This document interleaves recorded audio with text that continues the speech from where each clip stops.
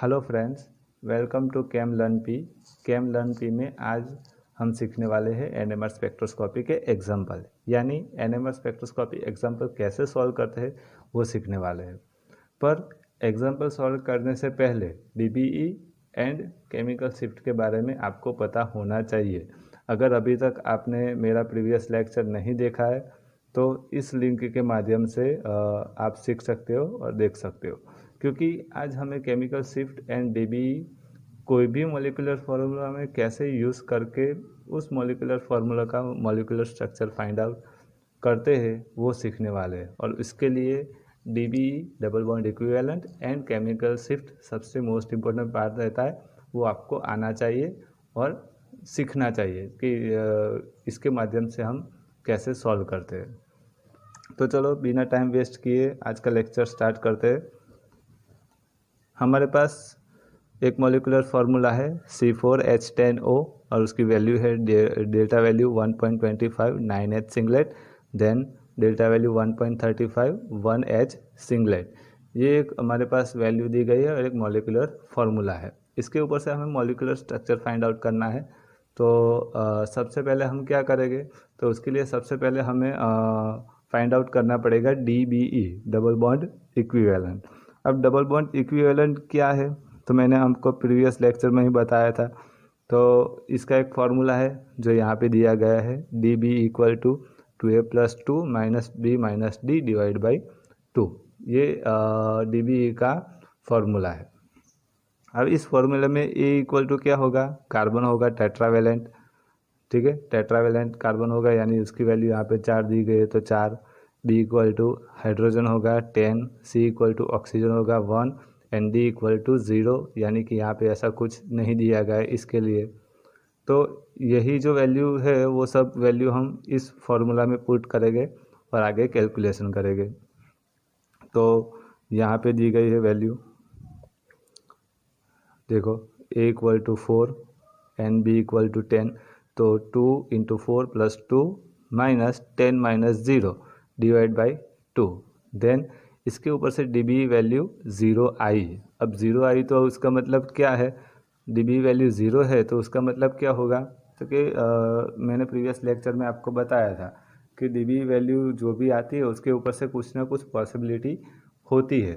तो यहाँ पर वैल्यू 0 है तो उसके ऊपर से क्या पॉसिबिलिटी हो सकती है, तो कि मॉलिक्यूलर सेचुरेटेड कंपाउंड प्रेजेंट होना चाहिए, यानी कि मॉलिक्यूल सेचुरेटेड होना चाहिए और स्ट्रेट चेन में होना चाहिए, ऐसा कुछ होगा। ऐसा में भी हो सकता है। ठीक है, अब यहाँ पे हमें एक पता चल गया कि मॉलिक्यूल सेचुरेटेड होना चाहिए, यानी कि उसमें डबल बॉन्ड ट्रिपल बॉन्ड ऐसा कुछ भी प्रेजेंट नहीं होगा।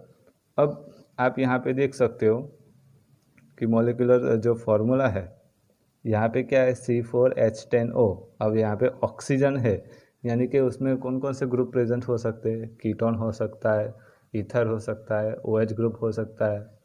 ठीक है, ये सब हो सकता है। उसके बाद कार्बोक्सिलिक नहीं हो सकता, एस्टर नहीं हो सकता क्योंकि उसमें 2 ऑक्सीजन चाहिए, यहाँ पे सिर्फ एक ही प्रेजेंट है। तो इसके ऊपर से मैं एक कैलकुलेशन निकालूंगा कि मेरे पास कीटोन हो सकता है, ईथर हो सकता है और OH ग्रुप हो सकता है, 3 हो सकता है। पर इसमें भी हम क्या करेंगे, क्योंकि यहाँ पे हमने बताया कि DB ऊपर से हमने फाइंड आउट किया है कि मॉलिक्यूलर सेचुरेटेड कंपाउंड होना चाहिए, यानी कि उसमें डबल बॉन्ड तो हो गए ही नहीं। ठीक है, डबल बॉन्ड प्रेजेंट नहीं हो गए, यानी कि इसके यहाँ से एक और ग्रुप निकल जाएगा, कीटोन ग्रुप निकल जाएगा। तो रहेगा कौन कौन से, एक ईथर एंड OH ग्रुप, 2 ही ग्रुप प्रेजेंट रहेंगे। मे बी दोनों में से कोई एक ग्रुप प्रेजेंट होगा इस मॉलिक्यूलर फार्मूला में। तो इसके ऊपर से हमने ये फाइंड आउट कर लिया कि भाई हमारा जो मॉलिक्यूलर फार्मूला है उसमें ईथर हो सकता है या हाइड्रोक्सिलिक ग्रुप प्रेजेंट हो सकता है, दोनों में से कोई भी एक। ठीक है, अब यहाँ पे आप देख सकते हो कि delta value 1.25 9H singlet, delta value 1.25 है, 9H सिंगलेट है। तो मैंने प्रीवियस लेक्चर में ही बताया था केमिकल शिफ्ट के बारे में, कि केमिकल शिफ्ट के बारे में बताया था कि डेल्टा वैल्यू 1.25 है। तो 1.25 किसकी वैल्यू है, तो वो टार्टरी अल्केन की वैल्यू है, यानी कि R3CH की। R3CH की वैल्यू 1.5 है, इसके आसपास है, नियर बाई है, तो हम ये कह सकते हैं कि ये वैल्यू टार्टरिक अल्केन की है। तो उसके ऊपर से हमने एक और चीज़ फाइंड आउट कर ली, डेल्टा वैल्यू 1.25 9H सिंगलेट, तो CH3 थ्राइस C, ये ग्रुप हमने फाइंड आउट कर लिया। अब ये जो मेन ग्रुप ने हमने फाइंड आउट कर लिया, यानी कि जो मॉलिक्यूलर फार्मूला है उसका 70% हमने फाइंड आउट यहाँ पे कर लिया। अब 70% फाइंड आउट तो कर लिया, बाकी रहा 30%। तो सबसे पहले जो हमारा मॉलिक्यूलर फार्मूला है उसमें से हमने जो 70% फाइंड आउट किया वो माइनस कर दो, जो बाकी रहेगा वो आगे हम देखेंगे। देन इसके ऊपर से हमने ये फाइंड आउट किया कि C4H10O है मेन मॉलिक्यूलर फार्मूला, उसमें से हमने जो फाइंड आउट किया है वो वाला वो माइनस कर दिया, तो बाकी क्या रहा, एक ऑक्सीजन एंड एक हाइड्रोजन, यानी कि OH ग्रुप बाकी रहेगा। ठीक है, अब जाएंगे नेक्स्ट वैल्यू पे। डेल्टा वैल्यू 1.35 1H सिंगलेट है, 1H सिंगलेट है और 1.35 है, तो उसके ऊपर से आप देख सकते हो कि वो हाइड्रोक्सिलिक ग्रुप की वैल्यू है, OH ग्रुप की वैल्यू है 1.35। तो उसके ऊपर से हमने दूसरी एक पॉसिबिलिटी निकाली, delta value 1.35 singlet OH group present है। तो ये वाला और OH ग्रुप दोनों को मिला के हमने एक पॉसिबल स्ट्रक्चर फाइंड आउट किया, जो ये वाला है यहाँ पे CH3 CH3 CH3 C, यानी कि टार्टरी अल्केन हो गया और ये OH ग्रुप हो गया, दोनों को मिला दिया। तो ये हमारा पॉसिबल स्ट्रक्चर रहा, और इस पॉसिबल स्ट्रक्चर का नाम क्या होगा, tertiary butyl alcohol. Next example C10H14 है, delta value 0.886H doublet, delta value 1.86 1H multiple, then delta value 2.45 2H doublet and delta value 7.25H singlet. अब इसके ऊपर से हमने सबसे पहले DBE कैलकुलेट किया। DBE यहाँ पे है 2A + 2 - B - D divide by 2, जहाँ A इक्वल टू क्या हो सकता है, कार्बन टेट्रावेलेंट, ठीक है, यानी कि उसकी वैल्यू 10 है, मॉलिक्यूलर फार्मूला में दिया गया है। उसके बाद B इक्वल टू H होगा 14, मॉलिक्यूलर फार्मूला में है। अब वही वैल्यू इस फार्मूला में पुट करेंगे, यानी कि यहाँ पे हमने पुट किया तो आंसर क्या है हमारे पास 4, DBE वैल्यू 4 आई। तो उसके ऊपर से हम क्या डिसाइड कर सकते हैं कि DBE वैल्यू 4 है तो क्या क्या पॉसिबल हो सकता है, क्योंकि उसमें प्रेजेंट होगा सबसे पहले तो एक बेंजीन होगा, 4 डबल बॉन्ड प्रेजेंट होगा और 2 डबल बॉन्ड एंड एक ट्रिपल बॉन्ड हो सकता है। क्या क्या पॉसिबिलिटी हो सकती है, सबसे पहले एक बेंजीन प्रेजेंट हो सकता है, सेकंड 4 डबल बॉन्ड हो सकते हैं, दूसरा क्या हो सकता है, ताकि उसमें 2 डबल बॉन्ड एंड एक ट्रिपल बॉन्ड प्रेजेंट हो सकता है।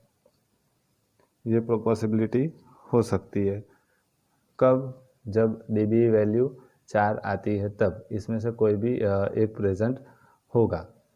अब क्या करेंगे, तो कि यहाँ पे ये प्रेजेंट होगा तो सबसे पहले तो ये पॉसिबिलिटी है, तो उसके ऊपर से हम आगे की जो वैल्यू है वो चेक करेंगे। तो सबसे पहले आप यहाँ पे देख सकते हो delta value 7.25H singlet, delta value 7.2 है, 5H सिंगलेट है। तो हमने केमिकल शिफ्ट में देखा था कि 6.5 से 8 के बीच में होती है, तो वो एरोमेटिक की होती है, बेंजीन की प्रेजेंट होती है, ARH की, ठीक है। तो ये प्रेजेंट हो सकता है। और ऊपर से सबसे पहले मोस्ट इम्पोर्टेंट बात क्या है कि DBE हमने फाइंड आउट किया, उसकी वैल्यू 4 आई है और 4 में बेंजीन प्रेजेंट है, यानी कि बेंजीन की वैल्यू होनी चाहिए अगर प्रेजेंट होगा तो यहाँ पे तो बेंजीन की वैल्यू है, तो इसके ऊपर से हम कह सकते हैं कि on basis DBE equal to 4 and delta value 7.25H singlet, then C6H5 present. सबसे पहली बात ये C6H5 प्रेजेंट हो गया। सेकंड थिंग क्या प्रेजेंट होगा, तो सेकंड थिंग यहाँ पे आप देख सकते हो डेल्टा वैल्यू 0.88 6H डबलेट है, यानी कि 0.88 है। तो 0.88 वैल्यू किसकी है, तो वो R2CH2 की वैल्यू है, यानी कि दो मिथाइल ग्रुप जुड़े हो गए CH के साथ ऐसे, ठीक है, यानी कि सेकेंडरी आल्केन होगा।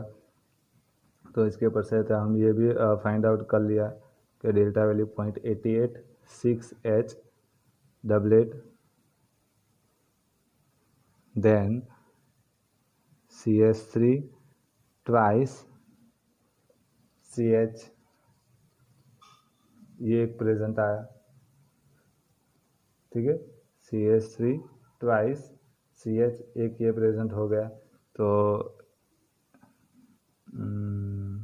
ओके सही है, तो एक ये प्रेजेंट हो गया।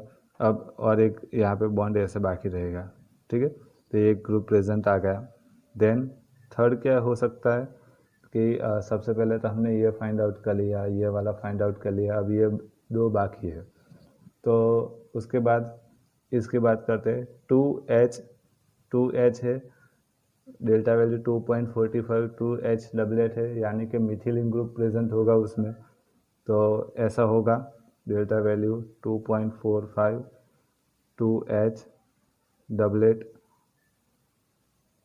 देन CH2, ऐसे मिथिलीन ग्रुप प्रेजेंट होगा। ओके, और उसके बाद ये भी होगा। अब ये बाकी रहा कि fourth delta value 1.86 1H multiple होगा।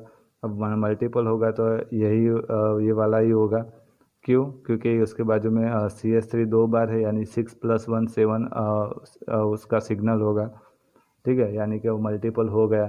तो इसके ऊपर से हम ये कह सकते हैं कि CH ऐसे प्रेजेंट है,